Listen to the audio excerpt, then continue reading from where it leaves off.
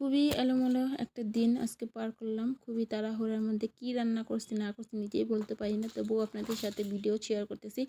যদি আমার ভিডিওটা ভালো লেগে থাকে তাহলে লাইক, কমেন্ট, শেয়ার করে দিবেন। আর আমার ভিডিওটা একটু পছন্দ করবেন, সামনের দিকে এগিয়ে নিয়ে যাবেন। হ্যালো এভরিওয়ান, আসসালামু আলাইকুম। কেমন আছেন সবাই? আশা করি সবাই ভালো আছেন। আলহামদুলিল্লাহ আমিও ভালো আছি।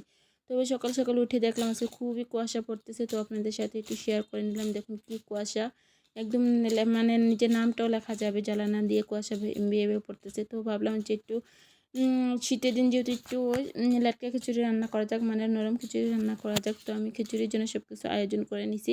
তো এখানে চাল নিলাম, চাল নিয়ে তারপর সবজি, যত ধরনের সবজি আছে সবগুলো দিয়ে দিলাম। দিয়ে তারপর মরিচ, কাঁচা মরিচ, হলুদ, লবণ যা আছে সব কিছু দিয়ে আমি খিচুড়িটা একদম মাখিয়ে বসিয়ে দেবো।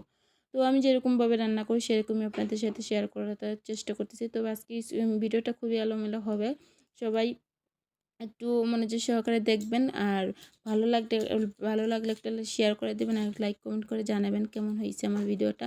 তবে আমি জানি আজকে ভিডিওটা তেমন একটা ভালো হবে না, যেহেতু একদিক দিয়ে সকাল উঠে তাড়াহুড়া করে রান্না করতেছে, আর একদিক দিয়ে আমার ভাইয়া ছুটি শেষ, আমার ভাইয়া চলে যাবে ওনার পরিবার নিয়ে, ওনার কাছে চট্টগ্রামে চলে যাবে। তো এদিকে এক চিন্তা ভাইজি সব চলে যাবে আমাকে রেখে।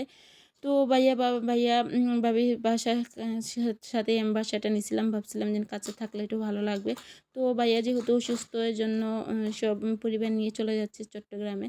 তো ভাবলাম যে ভাইয়ের জন্য একটু কিছু রান্না করে দিই। সকাল সকাল উঠে একটু ডিম বোনা করে নিতেছি। ওইদিকে খিচুড়ি রান্না করছে, খিচুড়িটা আর দেবো না, শুধু ডিম বোনাটা নিয়ে ভাইয়াকে দিয়ে আসবো। সকালে খাওয়াটা খেয়ে তারপর তারা চলে যাবে। তো ডিম বোনাটা করার পরে এটা এখন আমার হাজব্যান্ড নিয়ে দিয়ে আসবে। এটা রান্না করছে আমার হাজব্যান্ডই। তো উনি ওটা নিয়ে দিয়ে আসলো, আর আমরা আমাদের একটু তরকারি ছিল, মাংস তরকারি ছিল, এটা দিয়ে আমরা সকালে নাস্তা করে নিতেছি। তো সকালে নাস্তার পরে আবার দুপুরে খানি চলে আসবে। বললাম না কি সব কিছুই আমার এলোমেলো, সব কিছুই এলোমেলো।